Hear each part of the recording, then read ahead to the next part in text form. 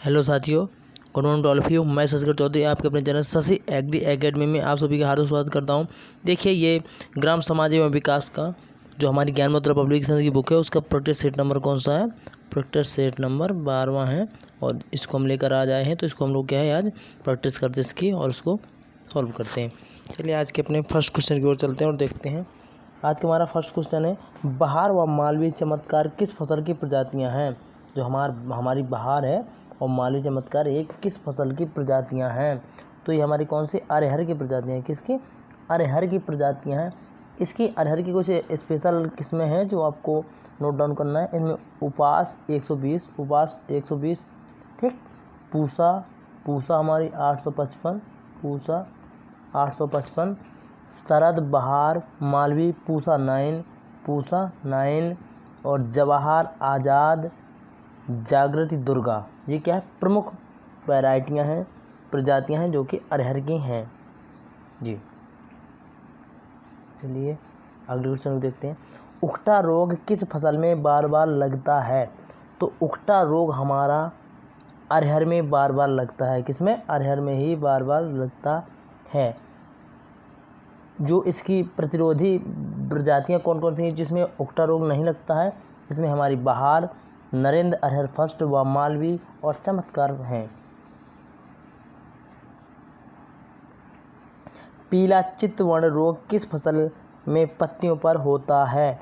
तो पीला चित्तवर्ण रोग हमारा मूंग की फसल की पत्तियों पर होता है। किसकी? मूंग की फसल की पत्तियों पर होता है। यह रोग क्या है? सफ़ेद मक्खी से फैलता है। ये क्या है? एक सफ़ेद मक्खी होती है, उससे फैलता है। और सफ़ेद मक्खी को रोकने के लिए हम लोग डाइमिथोएट 30 EC, कितना? 30 EC 1 लीटर पानी में 1 लीटर पानी में 1 लीटर की जो हमारी वो होती है उसमें प्रति हेक्टेयर के हिसाब से 1000 लीटर पानी में घोल करके छिड़काव करते हैं जी। मालवी जनप्रिया किस फसल की प्रजाति है? तो मालवी जनप्रिया हमारी मूंग की प्रजाति है। किसकी? मूंग की प्रजाति है। तो ऑप्शन दूसरा बिल्कुल राइट हुआ। और मूंग की प्रमुख प्रजातियां आप लोग नोट डाउन कर लीजिए। पंत, मूंग चार आप लोग नोट डाउन करते जाइएगा। मालवी जनप्रिया, नरेंद्र मूंग फर्स्ट, VDM, ये क्या है हमारी? VDM, ये हमारी VDM 11 करके ये बहुत इंपॉर्टेंट वैरायटी है। और एक हमारी टाइप 44 जो कि क्या है? मूंग की प्रमुख वैरायटियां हैं जी। उत्तर प्रदेश में परमाणु ऊर्जा केंद्र स्थापित है। जो हमारा उत्तर प्रदेश का परमाणु ऊर्जा केंद्र वह कौन सा है? तो ये हमारा नरोरा बुलंदशहर में है। ये कहाँ है? उत्तर प्रदेश में एकमात्र परमाणु ऊर्जा केंद्र। क्या? एकमात्र परमाणु ऊर्जा केंद्र जो हमारे के नरोरा बुलंदशहर में स्थापित है। और इसकी क्या है? पहली यूनिट थी जो 12 मार्च 1989 को संचालित की गई थी। कब? 12 मार्च 1989 को संचालित की गई थी। तथा दूसरी यूनिट 24 अक्टूबर 1991 को प्रारंभ हुई थी। ठीक है, ओके। ये हमारा क्या है? एशिया का प्रथम परमाणु ऊर्जा संयंत्र है। एशिया का प्रथम परमाणु ऊर्जा संयंत्र जो कि क्या है? ISO 14000J का क्या है? प्रमाण पत्र इसको प्राप्त है जी। बिल्कुल। बंडई बांध परियोजना उत्तर प्रदेश के किस जिले में अवस्थित है?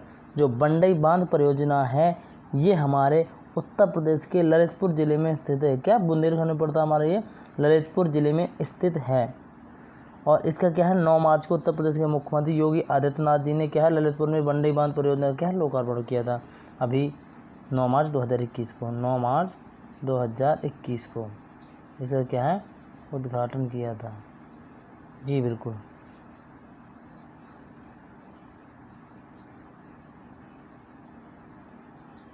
उत्तर प्रदेश सरकार ने 7 फरवरी 2020 को कितने अंकों का एक यूनिकोड जारी करने की प्रणाली शुरू की है? तो ये हमारी क्या है? 16 डिजिट का एक यूनिकोड है। क्या है? 16 डिजिट का यूनिकोड है जो क्या है? जारी करने की प्रणाली शुरू की है। 16 डिजिट का एक यूनिकोड होगा जिसको क्या है? जारी करने की प्रणाली शुरू की हुई है जी। तो ये क्या होगा, जो हमारा 16 अंकों का डिजिट कोड होगा, इसमें पहले जो प्रथम 6 अंक हैं, प्रथम 6 अंक भूमि की जनगणना, ये क्या हमारी भूमि की जनगणना पर आधारित होते हैं, और अगले 4 अंक भूमि की विशिष्ट पहचान निर्धारित करते हैं। अगले जो 4 अंक होते हैं वो भूमि की विशिष्ट भूमि का क्या है, विशिष्ट प्रकार की पहचान बताएंगे, भूमि की क्या है, पहचान को बताते हैं। और 11 से 14 तक के अंक को क्या है, विभाजन की संख्या को, भूमि की जो क्या है विभाजन की संख्या को बताते हैं, 11 से 14 तक के अंक। और जो अंत के 2 अंक होते हैं वो श्रेणी के संबंध के विवरण को बताते हैं, मतलब किस प्रकार की श्रेणी है और किस प्रकार का विवरण है, जो अंक के अंतिम 2 अंक बताते हैं। जी बिल्कुल, 16 डिजिट होते हैं इसमें। टिक रोग अक्सर खेतों में किस फसल में लगता है? तो देखिए, टिक रोग नहीं, इसे हम लोग टिक्का रोग भी बोलते हैं, इसको क्या है, टिक्का रोग भी बोलते हैं। और ये क्या है, ज़्यादातर मूंगफली में लगता है। किसमें? मूंगफली में लगता है। और ये क्या है, इसके रोकथाम के लिए खड़ी फसल पर जिंक मैंगनीज कार्बोनेट 2 किलोग्राम या जिनेव 75%, जिनेव क्या है 75% का छिड़काव करते हैं चूर्ण का।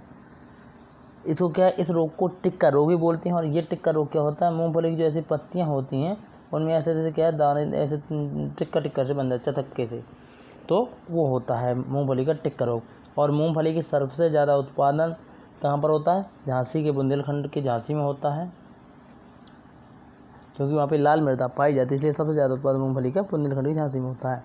जी, खेती के लिए सबसे अच्छी मिट्टी कौन सी होती है? तो खेती के लिए सबसे अच्छी मिट्टी हमारी दोमट होती है। कौन सी? दोमट होती है। जी, जिंक की कमी से पौधों की पत्तियां कैसी हो जाती हैं? तो जिंक की कमी से पौधों की पत्तियां सफ़ेद व भूरी हो जाती हैं। कैसे? सफ़ेद और भूरी हो जाती हैं। इसकी कमी से क्या, फसल के उत्पादन में बहुत गिरावट आती है। जी बिल्कुल। अपनी मिट्टी पहचानो अभियान कहाँ चलाया गया था? तो अपनी मिट्टी पहचानो अभियान हमारा है, ये हमारा उत्तर प्रदेश में चलाया गया था। कहाँ पर? उत्तर प्रदेश में चलाया गया था। आज़ाद उर्द शेखर 1 व 2 किस फसल की प्रजाति हैं? तो ये उड़द लिखा है तो आप समझ लीजिए उड़द की प्रजातियां हैं। तो इनमें से विभिन्न जो उन्नतशील प्रजातियां हैं, आज़ाद उर्द 1, आज़ाद उर्द 2, शेखर 1, शेखर 2, पंत उर्द 19, पंत उर्द 35 एवं नरेंद्र उर्द 1 हैं। ये क्या प्रमुख उन्नतशील प्रजातियां हैं। जी,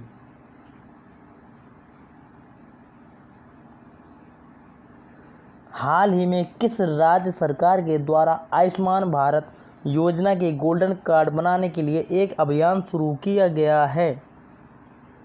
तो ये हमारा क्या, उत्तर प्रदेश सरकार ने, किसने? उत्तर प्रदेश सरकार। इसने क्या किया, एक गोल्डन कार्ड बनाने का अभियान शुरू किया है। इसने क्या होगा, पूरे जो हमारा जितना भी ये उत्तर प्रदेश है, इस पूरे उत्तर प्रदेश में जो हमारे प्रधानमंत्री आयुष्मान भारत प्रधानमंत्री जन आरोग्य योजना चल रही है ना, PMJAY के बारे में क्या है, जागरूकता फैलाना, और उससे क्या है लोग बाग जागरूक हों। दूर दराज क्योंकि ग्रामीण क्षेत्रों में इसकी जागरूकता नहीं होती है, तो हमारे प्रदेश के प्रत्येक इस कोने से इस कोने तक जो भी जितने भी ग्रामीण इलाके हैं उन तक उसका प्रचार प्रसार करना। और इसके ज़रिए क्या है, गोल्डन कार्ड धारकों को क्या 5 लाख रुपए का मुफ्त इलाज मिलता है। इससे क्या 5 लाख रुपए का मुफ्त इलाज मिलता है गोल्डन कार्ड से। जी बिल्कुल। पहला भारतीय राज्य जिसने कागज रहित बजट को पेश किया है, मतलब सीधा सा पेपरलेस बजट पेश करने वाला भारत का पहला राज्य कौन सा है? तो ऐसा काम हमारे उत्तर प्रदेश ने किया है। किसने? उत्तर प्रदेश ने किया है। उत्तर प्रदेश सरकार ने 22 फरवरी 2021 को जो हमारे वित्त मंत्री हैं वर्तमान में थे सुरेश खन्ना जी ने भारत का प्रथम, मान लीजिए हमारे उत्तर प्रदेश का प्रथम पेपरलेस बजट घोषित किया। कब? 2021-22 का ये बजट था। और ये क्या है, भारत का पहला राज्य बन गया पेपरलेस बजट घोषित करने वाला। जी बिल्कुल। जूट की बुवाई का उपयुक्त समय क्या है? जो हमारी जूट होती है इसकी बुवाई का उपयुक्त समय क्या है? तो ये फरवरी से मार्च में की जाती है। कब? फरवरी से मार्च के मध्य में की जाती है। इसकी उन्नतशील वैरायटियों में JRC 321, JRC 698, ठीक, और UPC 94 और JRO 632।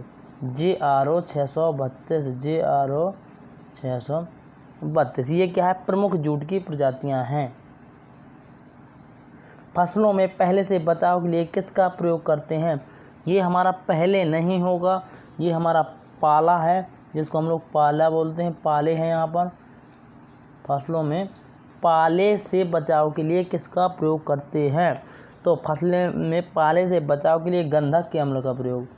गंधक के अम्ल का जो घोल होता है 1 लीटर की मात्रा को 1000 लीटर पानी में मिला करके क्या है उसको फिर हम स्प्रे करते हैं। क्या होता है? पाले से बचाव होता है फसल का। प्रमुख प्रतिबंधित रसायन निम्न में से कौन से हैं? जो हमारे प्रतिबंधित कुछ रसायन हुए थे अभी, तो उनमें से कौन कौन से हैं? तो ये हमारे को ऑल्ड्रिन, हेप्टाकोर, कोरोडेन, ये क्या है? ये सभी है। ये क्या है? सभी। देखिए प्रतिबंधित कौन कौन से हुए थे? हेप्टाकोर, ऑल्ड्रिन, कोरोडोन, nitrofen, BHC, calcium cyanide, nicotine sulphate और इथिलीन डाइब्रोमाइड, ये क्या है? सभी प्रतिबंधित हुए थे। फसलों को प्रत्येक मौसम में अदल बदल कर उत्पादन की परंपरा को क्या कहते हैं? तो हम लोग इसे फसल चक्र बोलते हैं। क्या बोलते हैं? फसल चक्र कहते हैं। खैरा रोग धान में किसकी कमी से होता है? तो खैरा रोग हमारा धान में जिंक की कमी से होता है, जिससे क्या है पत्तियां पीली पीली पड़ जाती हैं। उत्तर प्रदेश के विरासत वृक्षों के संदर्भ में निम्नलिखित में से कौन सा एक युग में सुमेलित नहीं है? तो देखिए, प्रयागराज का अक्षयवट, लखनऊ के दशहरी आम, बिल्कुल राइट है। लंगड़ा, वाराणसी के लंगड़ा का मदर ट्री, लंगड़ा का क्या है? Mother tree. अब विरासत वृक्ष हैं, ये क्या है? विरासत वृक्ष हैं। लेकिन क्या है हमारा उन्नाव के जानकी कुंड में, उन्नाव के क्या है? जानकी कुंड में लगा त्रेता युग का अक्षयवट। ये क्या है? उन्नाव में क्या है? त्रेता युग का एक अक्षयवट लगा है, केला वृक्ष नहीं है। यहाँ पे क्या है? त्रेता युग के क्या एक अक्षयवट लगा हुआ है, जो कि विरासत में स्थल में है, ठीक है। और देखिए नैमिषारण्य जो क्या सीतापुर में स्थित वट वृक्ष भी विरासत स्थलों में हैं। उत्तर प्रदेश में कुल अब तक क्या 28 प्रजातियों के 943 वृक्ष क्या हैं? विरासत वृक्षों की श्रेणी में आते हैं। 28 प्रजातियों के 943 वृक्ष। ओके, तो हमारा क्या है? चौथा ही केला नहीं था। देश का पहला मॉडल गंगा ग्राम कहाँ विकसित किया जाएगा?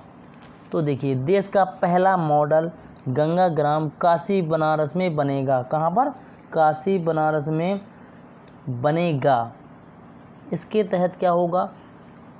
गंगा जल के नॉन कंपोजिट प्रयोग से कृषि, इको टूरिज्म, मछली पालन, पक्षी विहार और गंगा जल पर आधारित स्वरोजगार के साधन विकसित होंगे। जी। उत्तर प्रदेश में सीलिंग कानून कब लाया गया? तो उत्तर प्रदेश में हमारा सीलिंग कानून क्या 1960 में लाया गया। इससे क्या होता था? इससे मतलब 18 एकड़ की अधिकतम सीमा को क्या है? एक सीलिंग की जाती थी। उसके बाद सीलिंग कानून लाया गया 1960 में। आम आदमी बीमा योजना उत्तर प्रदेश में कब लागू हुई?